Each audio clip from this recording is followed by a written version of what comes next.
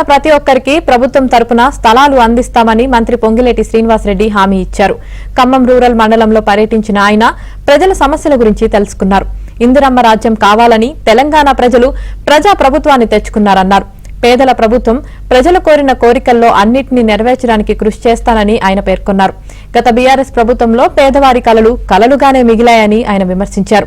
పాలేరు నియోజకవర్గం తన సొంత ఇల్లని, ప్రజల రుణం తీర్చుకునే అవకాశం భగవంతుడు తనకు ఇచ్చారన్నారు మంత్రి పొంగిలేటి శ్రీనివాసరెడ్డి. ఈ ఇందిరమ్మ ప్రభుత్వంలో మీ ద్వారా సంక్రమించిన ఈ పదవి ఏదైతే ఉన్నాయో, పాలేరు నియోజకవర్గం అంటే నా సొంత ఇల్లు.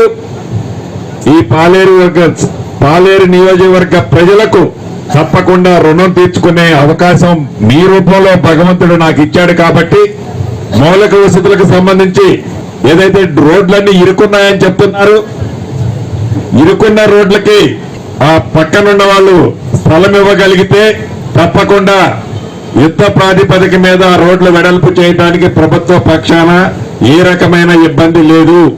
ఈ ఖమ్మం పరిసర ప్రాంతాల్లో ఉండే ప్రభుత్వ స్థలాలు ఇచ్చినవే ఇచ్చారు.